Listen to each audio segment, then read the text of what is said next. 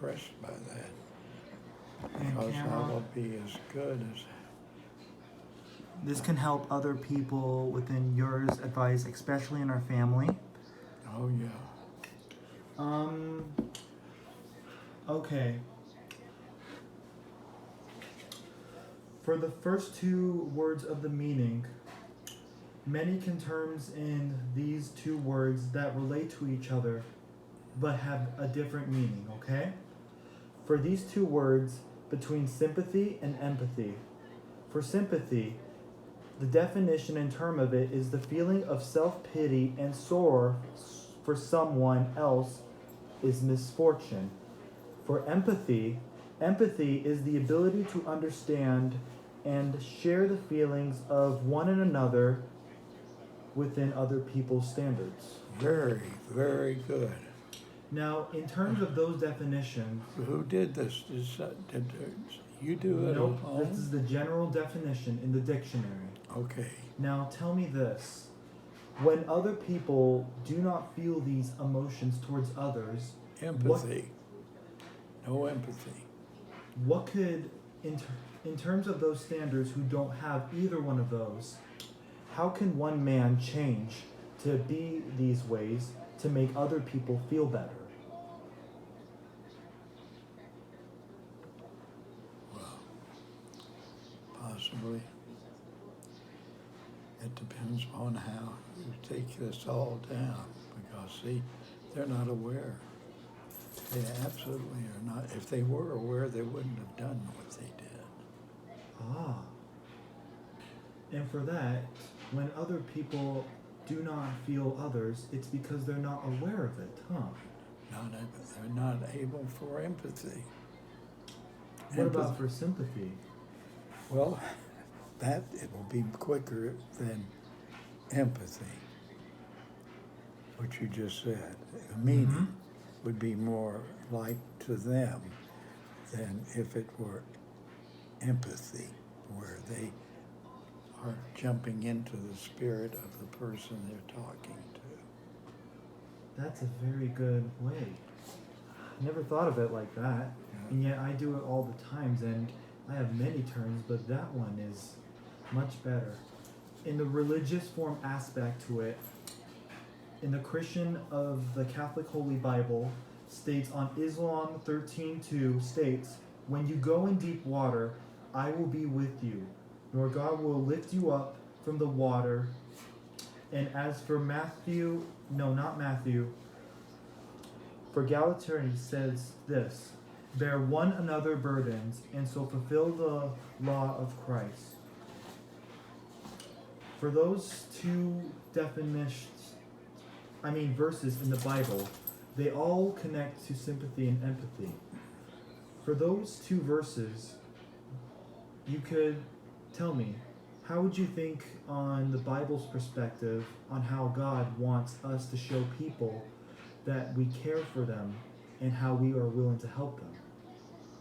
Well, I think you defined just before you had to tell me the very last sentence of how I think you realize that empathy is a very strong thing for a person to have, especially in religion. Not all of us can reach that stage, but some do, and it is a wonderful experience. Yeah, see if you can write that. It's Yep. summation. Here, there's paper. I have it. I already wrote everything Ooh, down. Yeah, that's great. And these are things that are in my mind that I want to tell you, okay? And I Okay. want your advice on. Okay. As Pastor Bierspan Fuhrer once said, we must learn to regard people less in the light of what they do or omit to do and more in the light of what they suffer. For that meaning, what it means is that we must always make sure that we help one another and put each other in one's shoes for what they're going through instead of just focusing on one aspect. Instead, we should focus on both empathy and sympathy for those who are in need of it.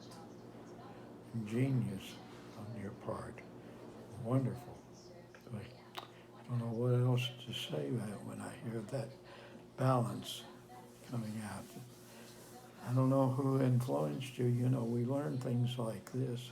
Yeah. It seems like you've managed to put it together with empathy, with its importance for a 19-year-old.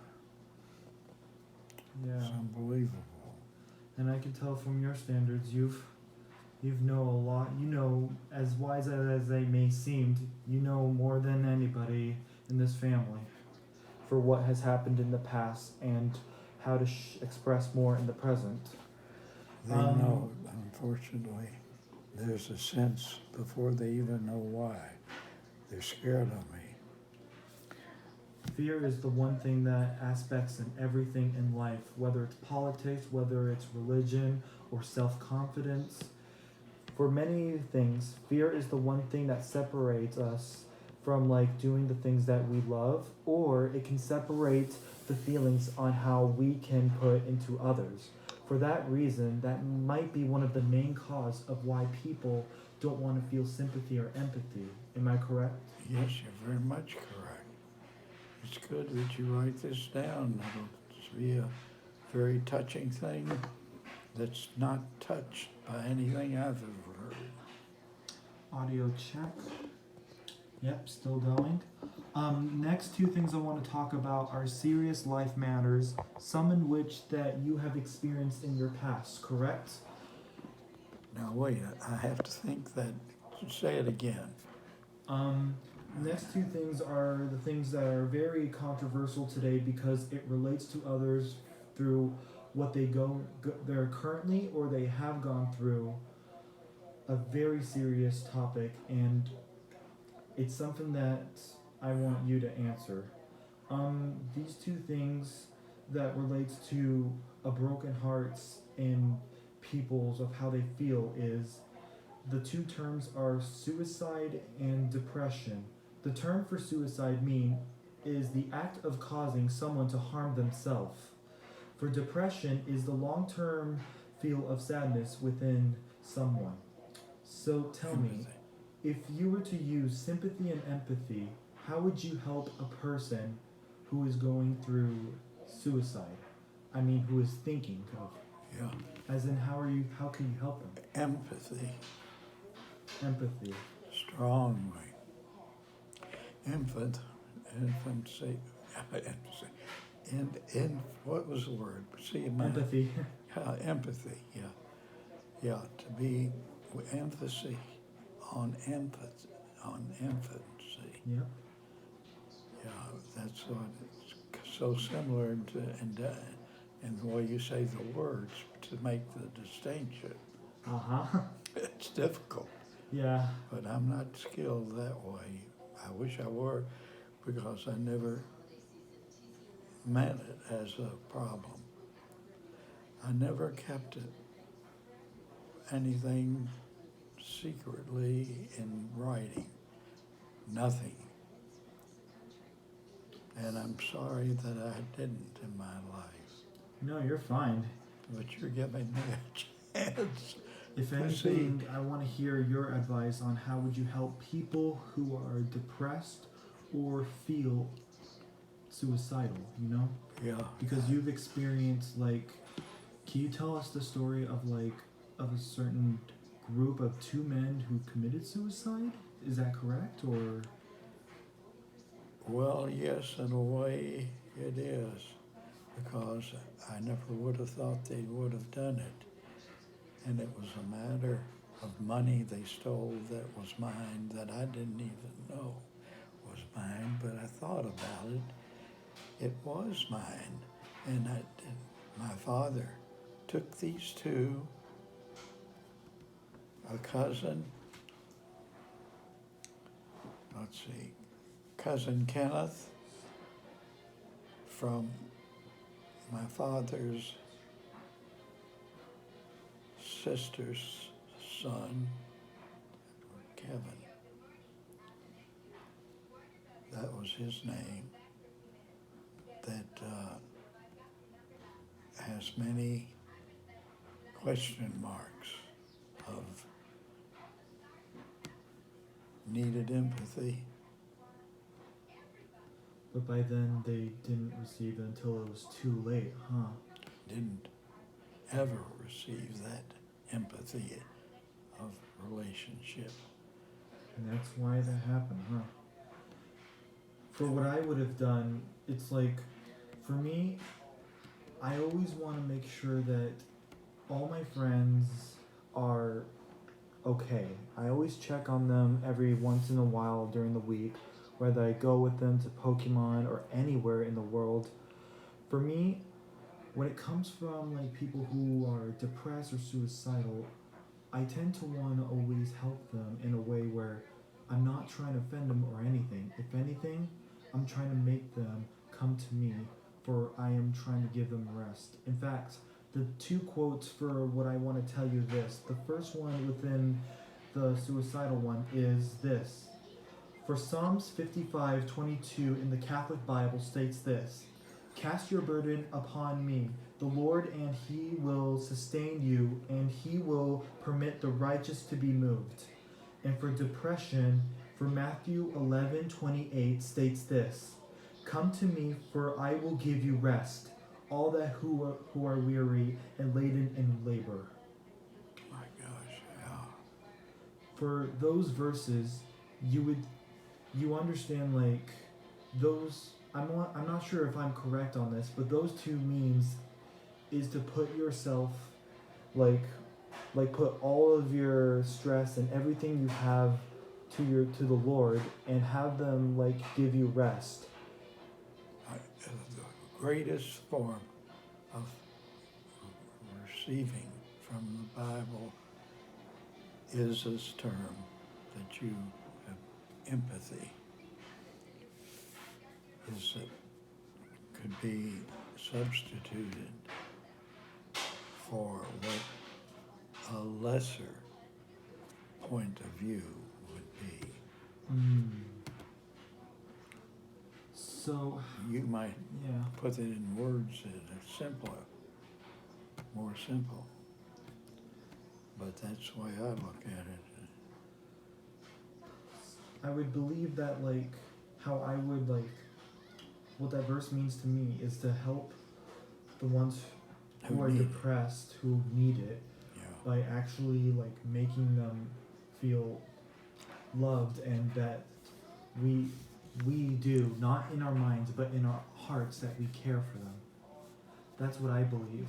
good. Let's see, Yeah. I'm trying to think. You may have met Aunt Harriet's daughter, Correct. but her other daughter was there and couldn't come in front of because they don't speak together. But I knew that both girls, that my sister, Aunt Harriet, I call her this. No, you're She's not. fine. She is my aunt, my father's sister, the baby sister of my father. See, and it's unfortunate that within the empathy, it sometimes doesn't come out right Yeah. when he places themselves in that person's shoes. It's unfortunate they are wrong in their perception as community would be. That is exactly how I would think of it a bit. Yeah. Okay. The last two I want to talk about is like these two factors are basically, in my words or eyes, they're basically bad things or sins or something, and this can affect everybody in the world of what Adolf it can- Hitler. Well, not exactly that. No. No. I'm trying to think. The two words are currently that describe in my words as bad things is arrogance and obsession. Arrogance is someone who is self-worth or important more than others and shows a form of superiority.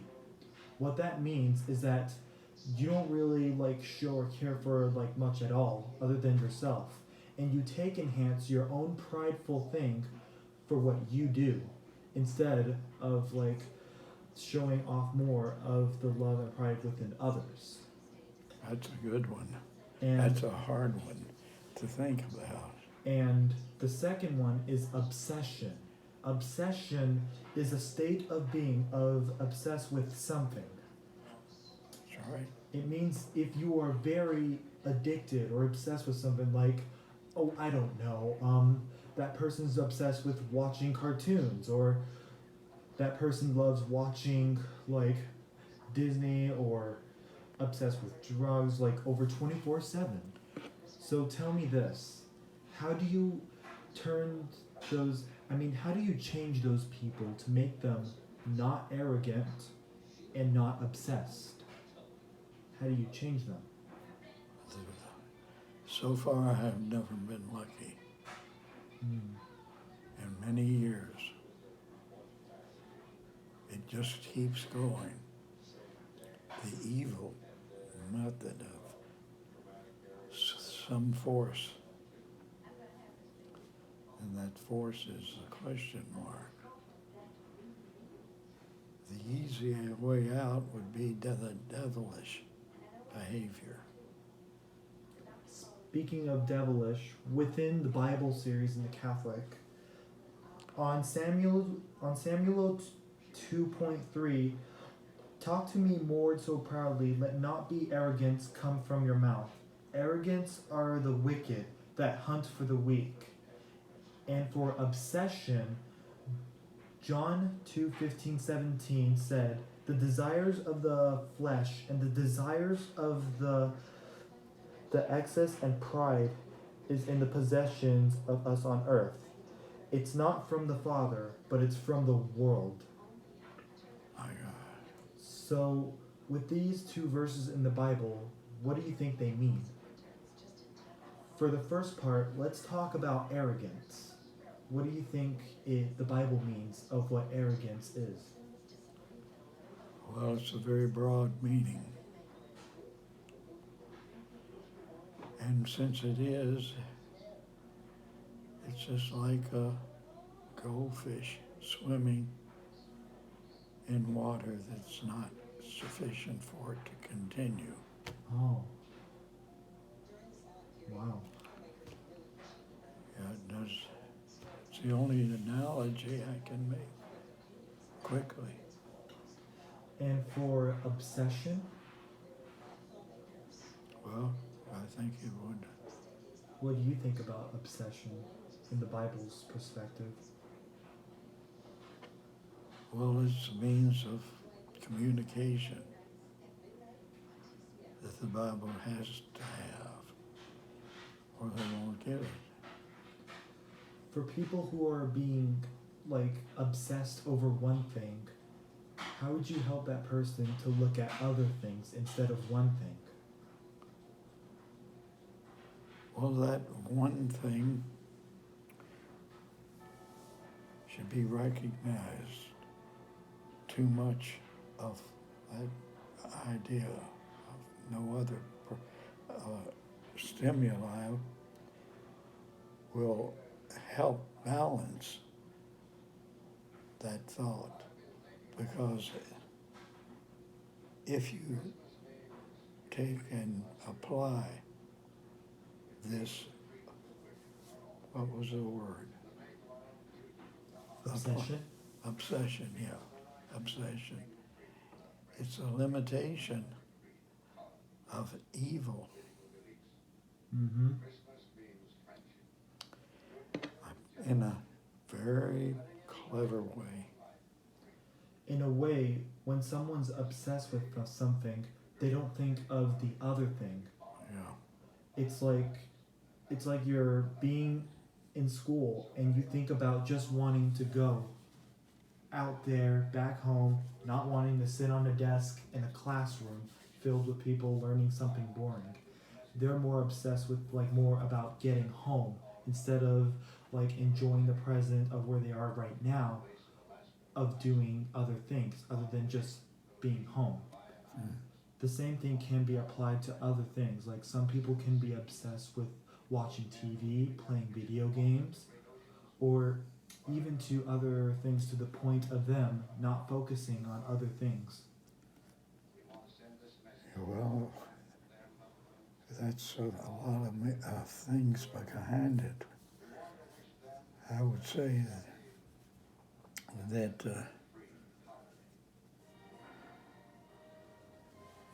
if you could discuss it,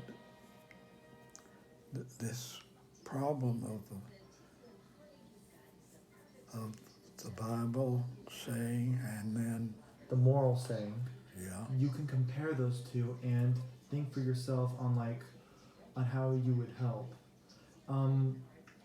I think I would help that person with obsession by actually showing them a way of an outdoor route where there's other things to do other than just this one thing.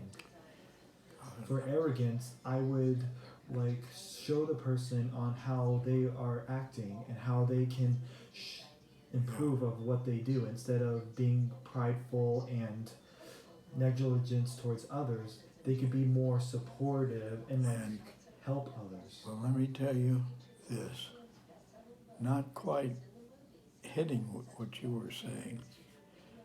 I went when I was a teacher, and I went to the church of the Catholic and the schools because of their depth about the Bible, Mm-hmm. about what they accept, and other questions, other meanings, because it's impossible to get these other feelings of what was going on in the Bible. And it could be a very worldly discussion in your life that whatever answer or answers will be only if you place your empathy and the empathy of the religion you represent. Wow. Okay. So see, you would be a good priest. But I think you would also think I should have the opportunity of marriage. Not necessarily, but they're just questions that are in my head that I want your Well, I'm telling advice. Yeah. that would be, unless the drive of sex doesn't happen. All right.